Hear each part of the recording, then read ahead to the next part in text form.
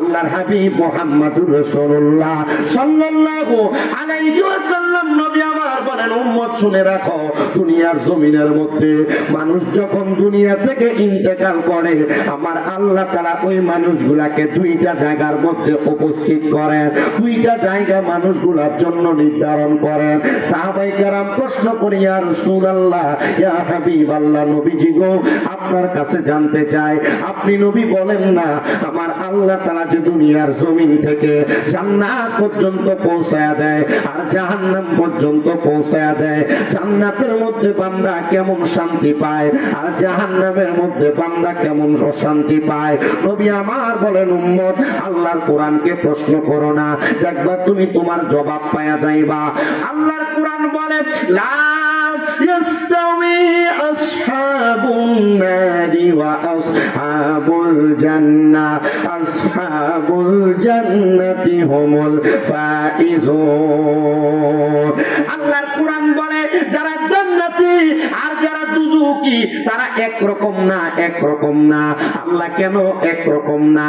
আল্লাহ বলেন, আসহাবুল জান্নাতি হুমুল ফাইজুন, যারা জান্নাতি তারা হলো সফল কাম।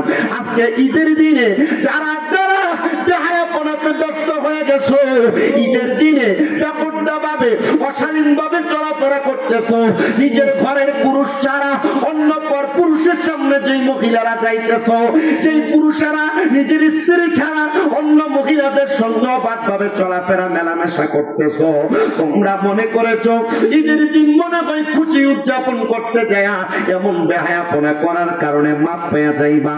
তোমরা যারা গান বাজনা নিয়ে ব্যস্ত, তোমরা যারা গোলা বারুদ বাদি নিয়ে ব্যস্ত, খোদার কসম করে বলি রে মুসলমান, এগুলার কারণে আল্লাহ তাআলার জাহান্নাম তোমার জন্য অবধারিত।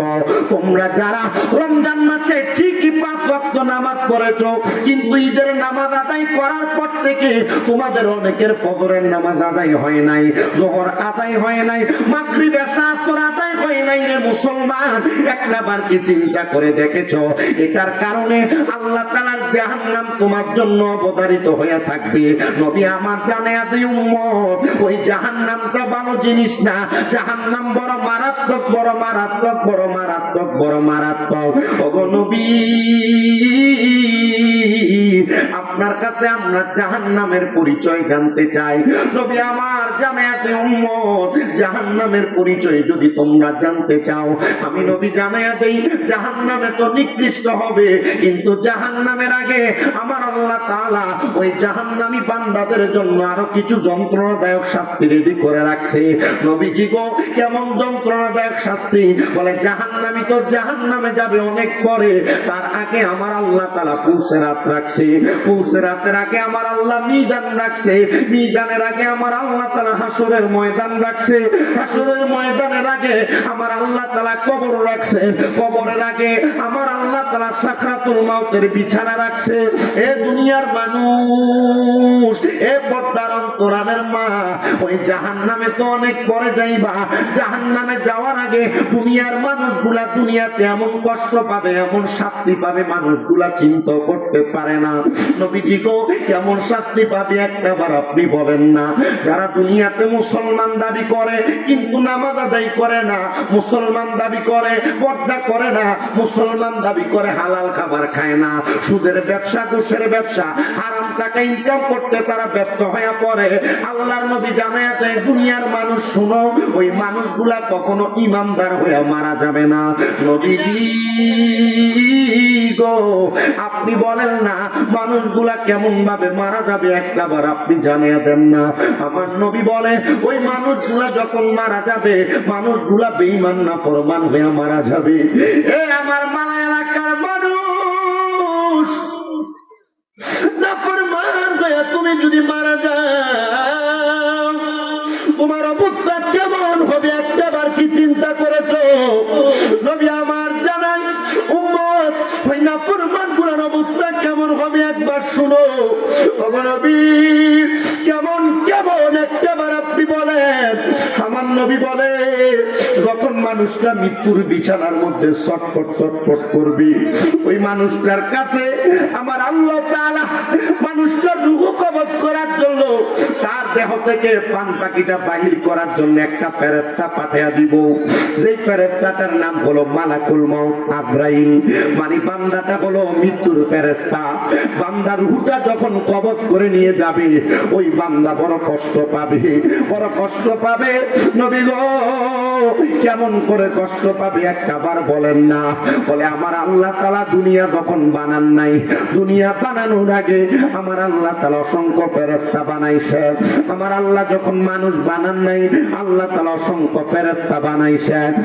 দুনিয়ার মানুষ শুনো, আমার আল্লাহ তাআলা অসংখ্য ফেরেশতার মধ্যে চারজন ফেরেশতা দেন বড় স্পেশাল ফোর্সের ফেরেশতা।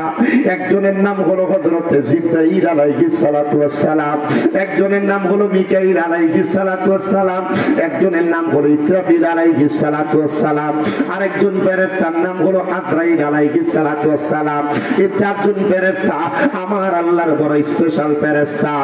আল্লাহ তাআলা জানে আদাই এ ফেরেশতার দল, তোমাদের মধ্যে আমি হযরত জিবরাইলকে আদেশ করলাম, মিকাইলকে আদেশ করলাম, ইসরাফিলকে আদেশ করলাম, যাও যাও যাও, আমি আল্লাহ তাআলা খলিফা নির্ধারণ করব দুনিয়াতে। আমার খলিফা বানানোর জন্য, আদম বানানোর জন্য তোমরা দুনিয়া থেকে মাটি নিয়ে আসো। জিবরাইল, মিকাইল, ইসরাফিল এই তিনজন ফেরেশতা একে পরপর দুনিয়াতে আগমন করেছে। দুনিয়াতে আইসা যখন তারা আদম তৈরি করার জন্য মাটি নিতে ওনাদের হাতটা মাটির মধ্যে রাখছে, মাটির জবান আমার আল্লাহ খুলে দিছে। মাটির জবান যে আওয়াজ আসছে, এ ফেরেশতা আমাদেরকে নিয়ে যাও না, কারণ আমাদেরকে নিয়ে যাওয়ার পর আল্লাহ তাআলা আদম তৈরি করবে, আদম দুনিয়াতে মারামারি করবে, আদম দুনিয়াতে কাটাকাটি করবে, আদম দুনিয়াতে হানাহানি করবে। আমরা আদমের তৈরি হইতে চাই না। আমার আল্লাহ তাআলার ওই ফেরেশতাগুলা মাটির মায়া কান্না দেখা চলে গেছেন। আমার আল্লাহ তাআলা এবার আল্লাহ তাআলা চতুর্থ ফেরেশতা হযরত আজরাইলকে আদেশ করলেন, আজরাইল তারা তিনজনকে প্রেরণ করা হলো। এবার তোমাকে আদেশ করলাম, যাও তুমি দুনিয়াতে যাইয়া আদম তৈরি করার জন্য মাটি নিয়ে আসো। ফেরেশতা আজরাইল দুনিয়াতে আগমন করলেন। দুনিয়াতে আগমন কইরা উনি ওনার ডান হাতের তালুটারে এমন ভাবে মাটির মধ্যে খাপটি মারলেন, খাপটি মারার সাথে সাথে আবার হাতের মধ্যে এক এক দুই দুই দুই দুই তিন তিন তিন তিন চার চার চার না একসাথে 40 মণ মাটি হযরত আজরাইলের হাতের মধ্যে উঠছে। ওই মাটি ডাক দিয়া বলে, এ ফেরেশতা নিস না রে, নিস না, কারণ আমার আল্লাহ আমি মাটির দিয়ে আদম বানাইবো। আমরা আদম হইতে চাই না, কারণ আদম দুনিয়াতে মারামারি কাটাকাটিতে ব্যস্ত থাকবে, ভাইয়ে ভাইয়ে জমি নিয়ে দ্বন্দ্ব থাকবে, ভাই চাচা বাতিজা জমি নিয়ে দ্বন্দ্ব থাকবে। এই দ্বন্দ্বতে যে একজন আর একজনের মাথা ফাটাইবো, আঘাত করবো, গর্দান ফেলে দিবে, হাত কাটবে, পাও কাটবে, না রে না, আমরা যাইতে চাই না।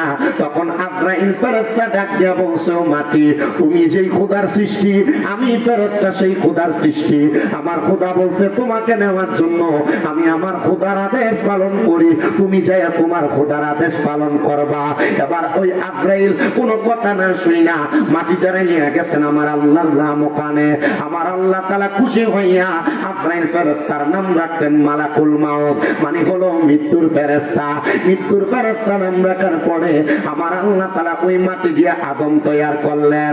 আল্লাহ যখন ছিলেন একা, তার নাকি ছিল কোন সখা, তখন আল্লাহ প্রকাশ হইতে চায়।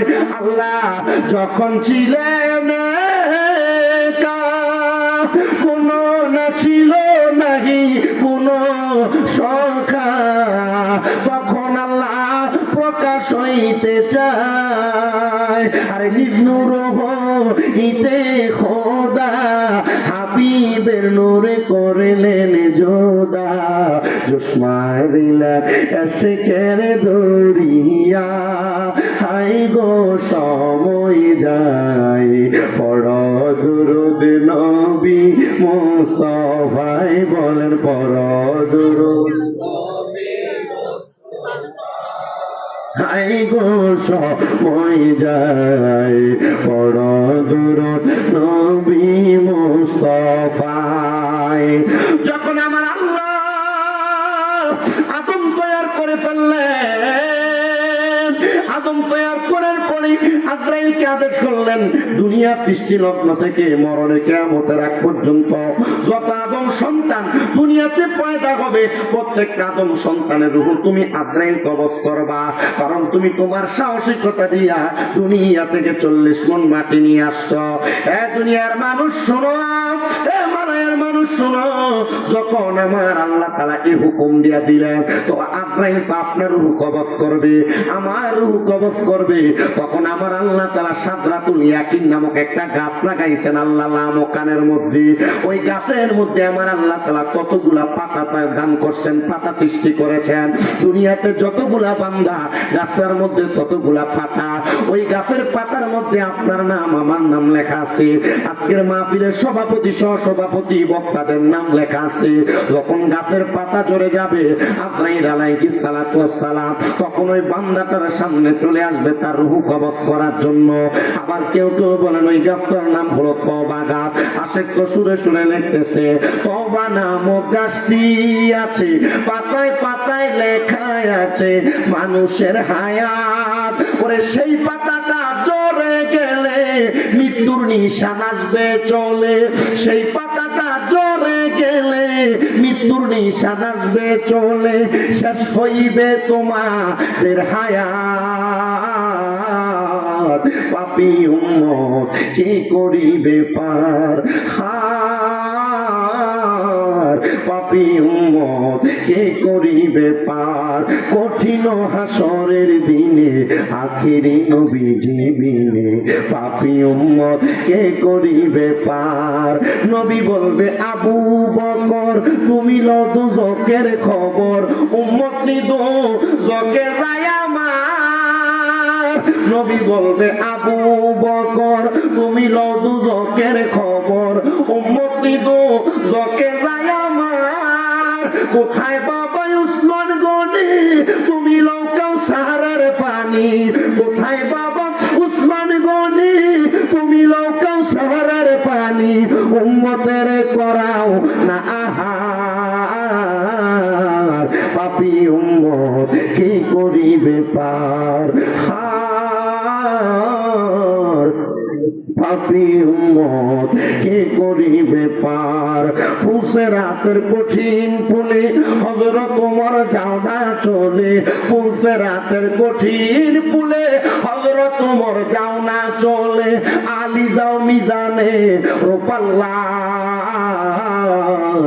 পাপী উম্মত কে করিবে পার, পাপী উম্মত কে করিবে পার। মুসলমান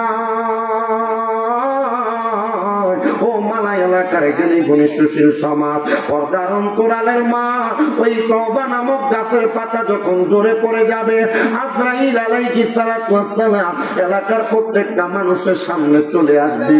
আইসা যখন বান্দার রূহ নেওয়ার জন্য বান্দার দিকে হাত বাড়াইয়া দিবে, আজরাইল একটা বান্দার সামনে দাঁড়ায় যাওয়ার সাথে সাথে ওই বান্দাটা আজরাইলের ভয়ঙ্কর চেহারাটা যখন দেখবে বান্দাটা ভয়ে বিছানার মধ্যে প্রস্রাব পায়খানা করে দিবে।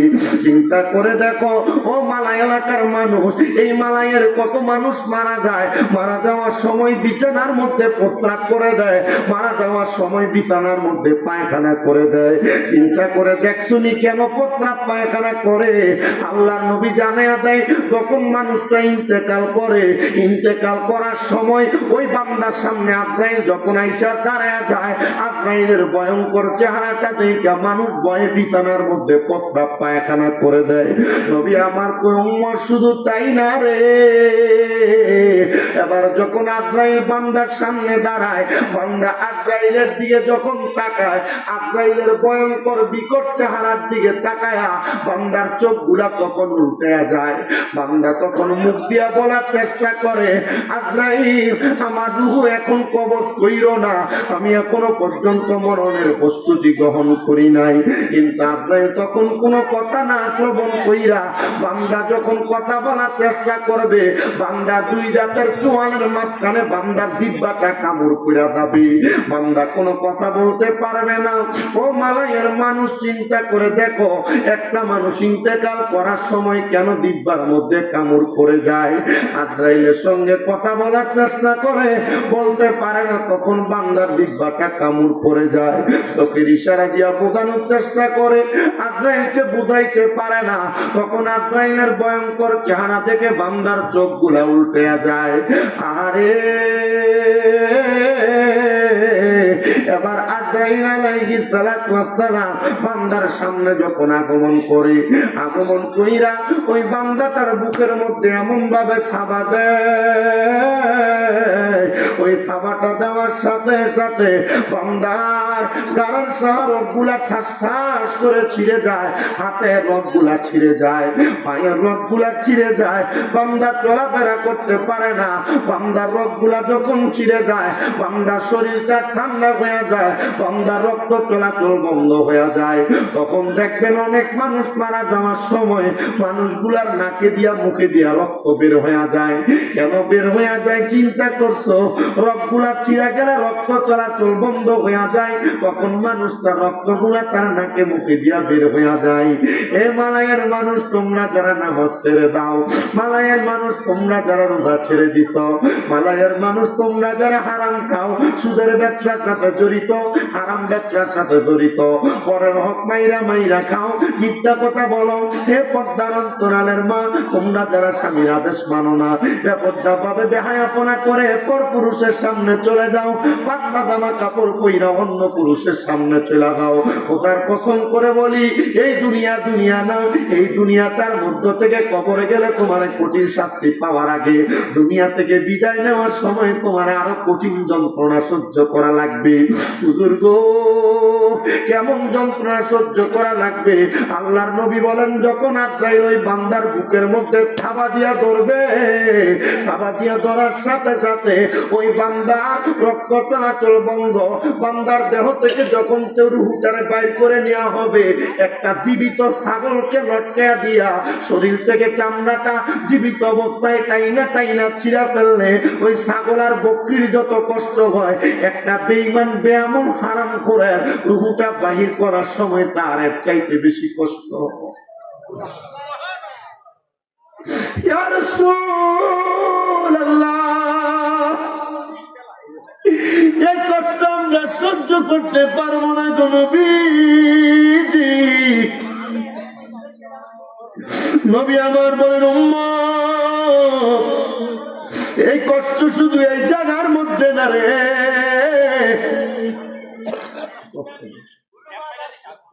আরে কষ্ট এই জায়গার মধ্যে না, রূহটা যখন বের করা হবে, রূহটা বের করার সাথে সাথে ওই বান্দার রূহটা নিয়ে যখন আজরাইল চলে যাবে, যাওয়ার সময় ওই রূহটা দিয়ে বলবে, রে আজরাইল, আমার রূহ তুমি এত তাড়াতাড়ি কই লইয়া যাও?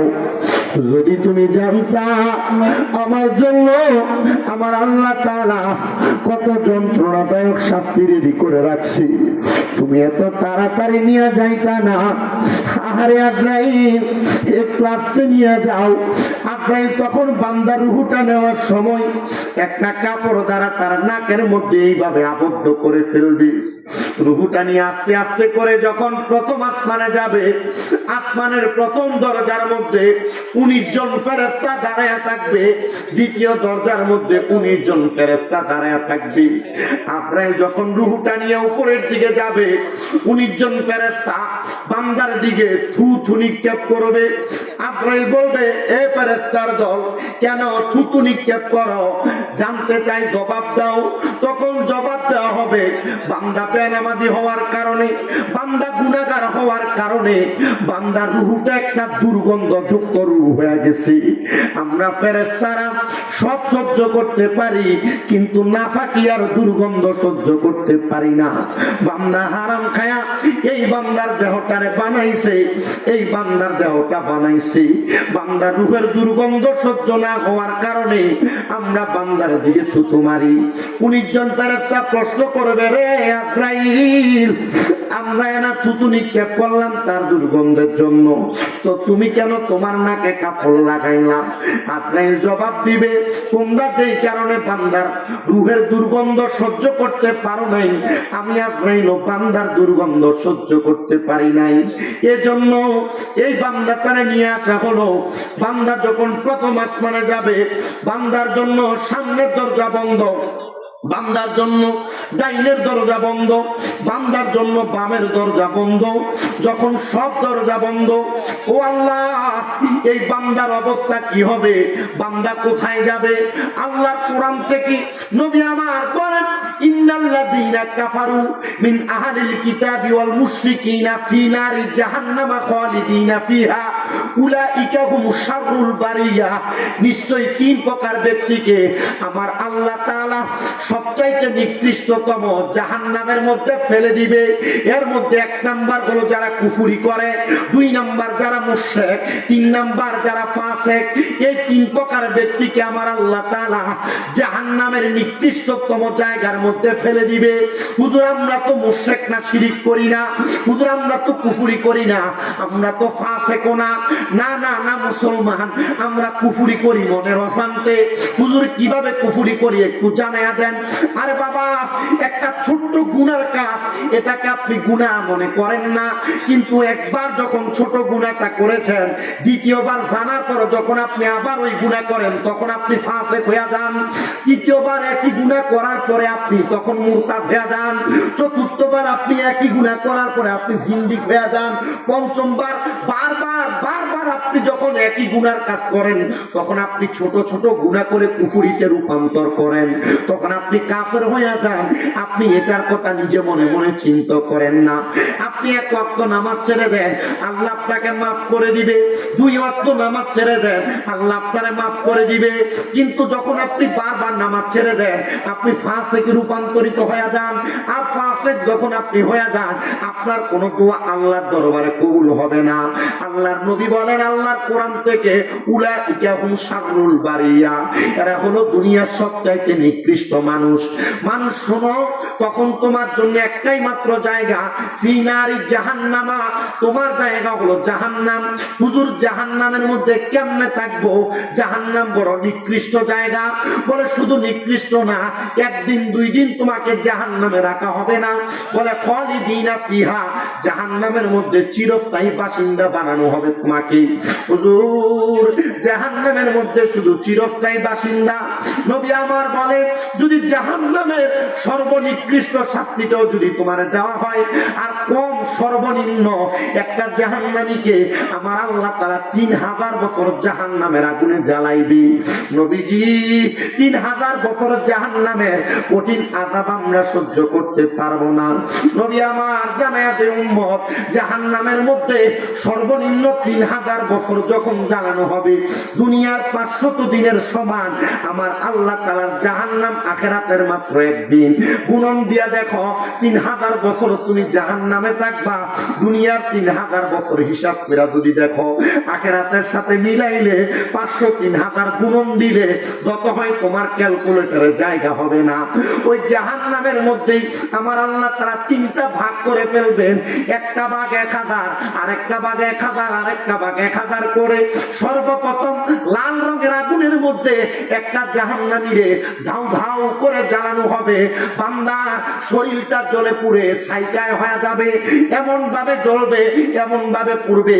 বান্দার দেহ একবার পুরার পর আবার বান্দাকে জাহান্নামের আগুনের মধ্যে বান্দার দেহ বানায়া আবার শাস্তি দেওয়া হবে। সাহাবায়ে কেরাম প্রশ্ন করি, ইয়া রাসূলুল্লাহ, ইয়া হাবিবাল্লাহ, একটা বান্দাকে একবার শাস্তি দিলেই তো হয়, বান্দারে কেন বারবার আযাব দেওয়া হবে? বারবার দেহ বানায়া বারবার বান্দার দেহটারে জ্বালানো হবে। হবে? বলে বান্দা একবার গুনাহ করে নাই, বান্দা বারবার গুনাহ করেছে। একবার নামাজ ছাড়ে নাই, বারবার নামাজ ছেড়েছে। একবার রোজা ছাড়ে নাই, বারবার রোজা ছাড়ছে। সুদের টাকা ঘুষের টাকা খাইতে খাইতে বান্দার পেট বড় বানাইছে, বড় বিল্ডিং বানাইছে, দামি ঘর বানাইছে, দামি গাড়িতে চড়তেছে। এই বান্দা বারবার গুনাহ করার কারণে বান্দারে একবার দুইবার তিনবার করে বান্দারে 1000 বছর লাল রঙের জাহান্নামের আগুনে জ্বালানো হবে। দেহ তোমার চর্মচর গলে পচে যাবে, শিরায় উপশিরা গুলো ছিন্ন ভিন্ন হবে, মুন্ডু মেরুদণ্ড সবই হবে খণ্ড খণ্ড, মুন্ডু মেরুদণ্ড সবই হবে খণ্ড খণ্ড, পরে রবে মাটি রবিতর। রে মন আমার কেন বান্ধ দালান ঘর, একদিন মাটির ভিতরে হবে ঘর। রে মন আমার কেন বান্ধ দালান ঘর। প্রাণ পাখি উড়ে যাবে পিঞ্জর ছেড়ে, তারা তুমি সবই রবে, তুমি যাবে চলি। বন্ধু বান্ধব যত মাতা পিতা তারা সুত, বন্ধু বান্ধব যত মাতা পিতা তারা সুত, সকলই হবে তোমার পর। রে মন আমার কেন বান্ধ দালান ঘর, একদিন মাটির ভিতরে হবে ঘর। রে মন আমার কেন বান্ধ দালান ঘর। আপনারা বলেন মাটির ভিতরে যে ঘর হবে ওই ঘরটার নাম কি? বিল্ডিং না কবর? আল্লাহ তাআলা ওই কবরের প্রস্তুতি নেওয়ার তৌফিক আমাদেরকে দান করেন। পড়েন আমিন। সবাই মুহাব্বতে জবান খুলে দুরূদ শরীফ পড়েন। আল্লাহুম্মা সাল্লি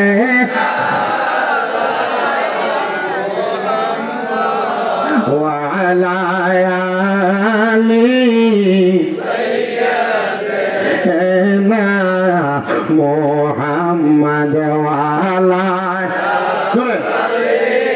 সাইয়্যিদিনা। কারবা বাড়ি কারবা ঘর কারবা কি কন্যা, কারবা বাড়ি কারবা ঘর কারবা কি, হেলাই হেলাই কাটা ইলাম জিন্দেগি। আল্লাহুম্মা সাল্লি, মারহাবা, ভালো লাগতেছে, মুহাম্মাদ ওয়া আলা আলি সাইয়্যিদিনা।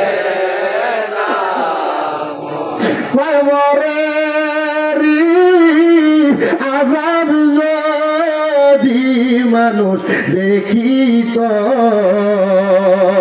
কবরের আযাব যদি মানুষ দেখিত, ঘরবাড়ি সারিয়া পাগল হইত।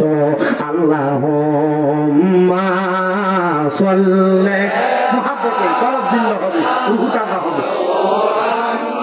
ওয়া আলা আলি সাইয়্যিদিনা।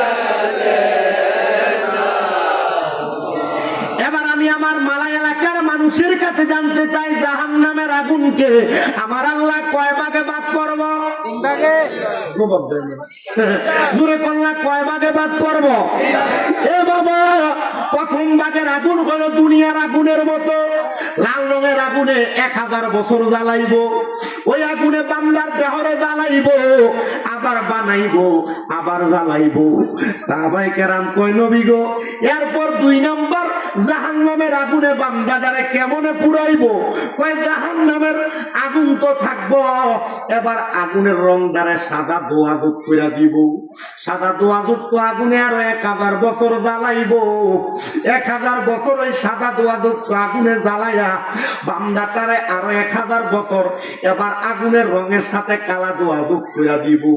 ওই কালো রঙের দোয়াযুক্ত আগুনের মধ্যে বান্দারে জ্বালায়া পুরাইয়া যখন 3000 বছর সর্বনিম্ন জ্বালাইবো, সাহাবায়ে কেরাম কান্না করে। নবীজির মজলিসের মধ্যে নবীজির 72 মতান্তরে 73 জন সাহাবায়ে কেরাম নবীজির দরবারে বেহুশ হয়ে গেছেন। কেউ জাহান্নামের কঠিন আযাবের কথা শুইনা গড়াগড়ি করে কাঁদতেছেন। নবীজি আমার এই কথা, এই অবস্থা দেখে প্রশ্ন করে সাহাবায়ে কেরাম, তোমরা কেন এমন ভাবে কান্নাকাটি করো? একজন ডাক দিয়ে বলি, ইয়া রাসূলুল্লাহ, আমার আল্লাহ কি শুধু জাহান্নামের আগুনে জ্বালাইবো? আমার আল্লাহ কি তাদেরকে একটু শান্তি প্রদান করবে না? নবী আমার কয়, শুনো, বান্দারে 3000 বছর জাহান্নামের আগুনে জ্বালায়া বান্দারে তাকাসুর নামক একটা জায়গার উপর দাঁড় করে দিব। ওই তাকাসুর নামক জায়গার মধ্যে দাঁড়ায়া বান্দারে বলা হবে, কি বলবা বলো? তোমাকে সুযোগ দেওয়া হলো।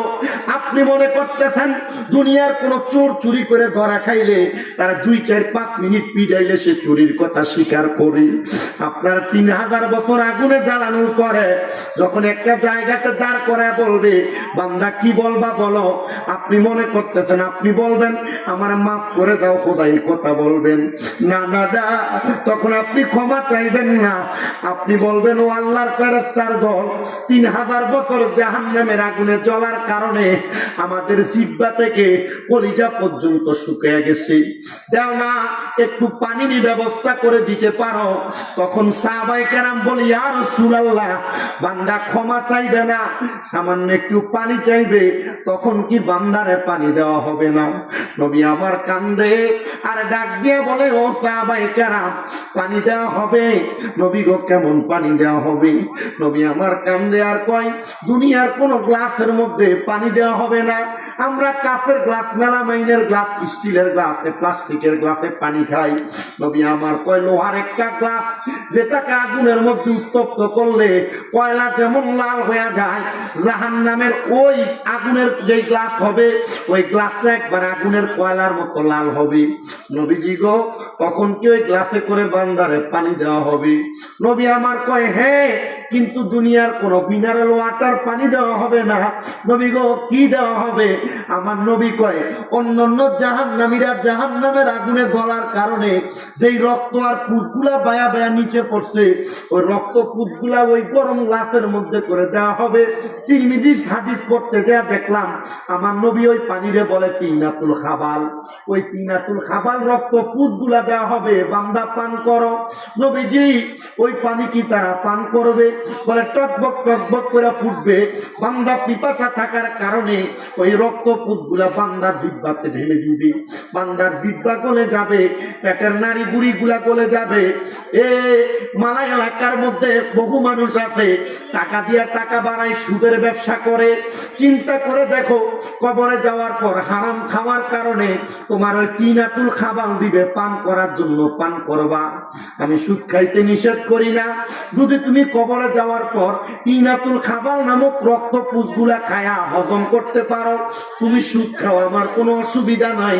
তবে সাবধান, সতর্ক, সুদ যেই ব্যক্তি খায় ওই ব্যক্তির চেহারা সকালবেলা কুকুর পর্যন্ত দেখতে চায় না।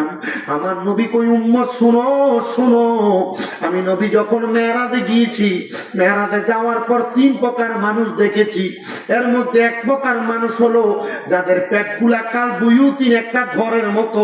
আমি তাকে দেখলাম, ওই ব্যক্তিগুলার কেউ না, ওই ব্যক্তিগুলা বলে এলাকার হারামখোর সুদখোরেরা। মুসলমান ইমানদার শোনো, শুধু নবী আমার এই কথা বলে থেমে যান নাই। নবী আমার বলে, আমি তাকে দেখলাম, এদের পেটের মধ্যে হলুদ রঙের 2 শিংওয়ালা সাপ তাদের কলিজার মধ্যে কামড় দিতেছে। কিন্তু আমাদের সমাজে তো পচা, আমাদের সমাজে তো নিকৃষ্ট। যেই ব্যক্তি হারাম খায়, যেই ব্যক্তি সুদ খায়, এটারে ধরে নিয়ে মসজিদে মসজিদের সভাপতি বানায়, কথা কয় না ঠিক কিনা? আমাদের সমাজে তো পোষা, যেটা সুদ খায়, যেটা ঘুষ খায়, যেটা পরের হক খায়, এটারে ধরে নিয়ে মসজিদের সেক্রেটারি বানায়। আমাদের সমাজে তো পোষা, যেটা 10 টাকার এক কাপ চায়ের কাপে বিচার চালায়, এটারে নিয়ে এলাকার সর্দার আর মাতবর বানায়।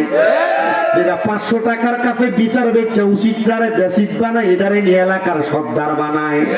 আপনারা বলেন এমন সিটার বাটপার সর্দার সমাজের মধ্যে আছে না নাই? আপনারা বলেন এরকম হারামখোর, হারাম টাকা দিয়া বড় বিল্ডিং বানাইছে এমন বাটপার আছে না না?